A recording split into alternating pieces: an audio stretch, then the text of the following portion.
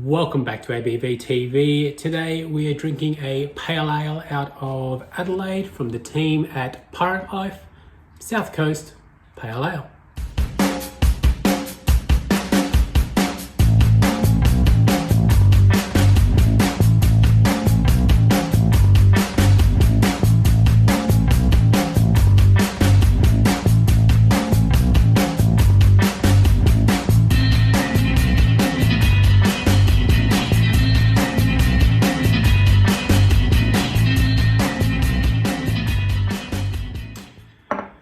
Welcome back to the channel where I drink beer on the internet. Today, I think this might be our first Pirate Life beer, if memory serves me correctly. And God knows my memory is not that good. But if it is our first one from Pirate Life, this is a pretty decent beer to start off with. Their South Coast Pale Ale. This beer I found on tap a little while ago at one of my locals. It was the best that was on offer and was pleasantly surprised by it. It's actually a really good beer, which obviously I will discuss as we go along. First up, let's have a look at the color of this one. This one's a really nice, light, sort of a straw yellow color. A little bit of a white bubbly head that comes through there as well. Got quite a strong passion fruit aroma, which I'm already picking up, and it's arm's length away from me. But that's the color, as I said, the passion fruit.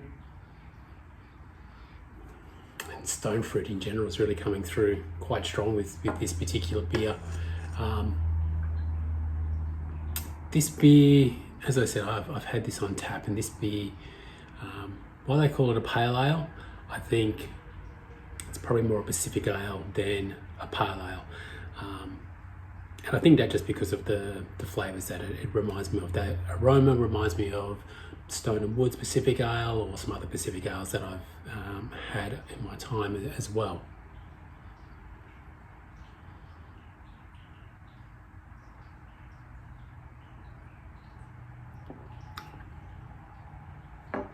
There's a nice tangy zestiness of that fruit hop coming through. So as I said, a little passion fruit, a little stone fruit, sort of citrus sort of coming in the back end there as well.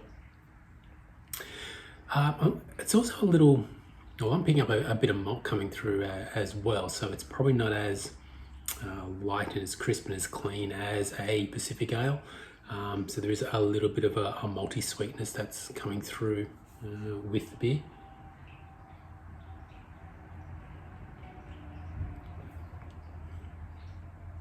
But all in all, it's a really, really nice, light, refreshing beer. As I said, I was a bit sort of blown away by it when I had it on tap. Subsequently then sort of went and bought a 4-pack and really enjoyed, and bought some more today for you guys. Now, the one thing about Pirate Life that I love as a home brewer and just as a bit of a beer nerd in general is here, around the top of the can. I don't know how well I can get this to focus, probably pretty badly. But around the top, they explain not only the grain that is in there, the hops, and a bit of the whole brewing process. So this one's got some pale malt, some wheat, a bit of oats and carapils.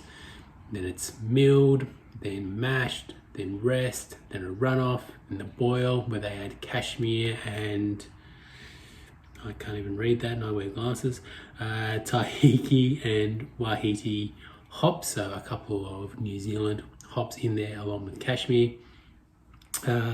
Whirlpool, chill down to 16, pitch the yeast, ferment, chill again, dry hop, chilled one more time, cold crashed, canned, then shipped out to us fine folk of the drinking public.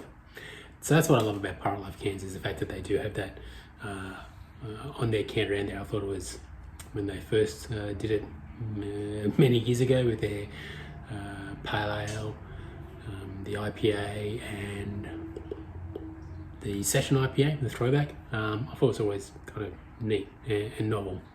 Sometimes they don't actually put exactly what it is. It's just the picture of the green and the picture of a hop. They don't tell you exactly what it is.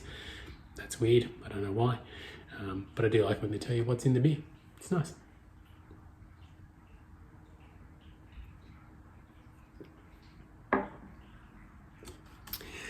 So the origins of Pirate Life are pretty cool. The head brewer was originally from Brewdog, out of Scotland.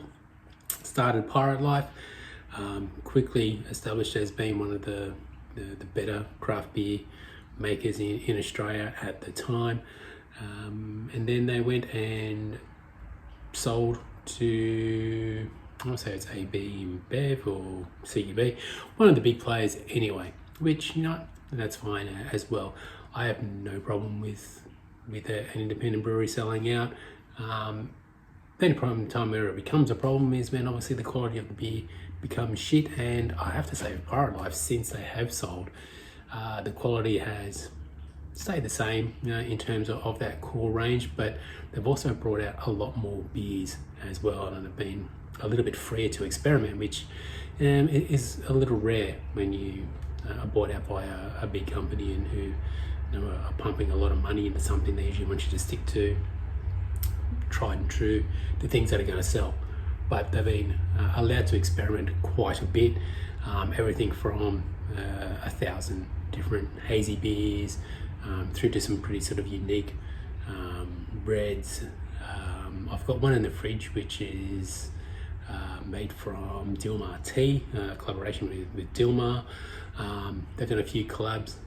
There's a golden ale that they did with a surfboard company, skateboard company, snowboard company, one of them. So yeah, they've been allowed to experiment, and I think that's kind of cool. And no, I think they're up there with Deeds and Dayton, releasing beers just about every week. Something new is coming out of Pirate Life.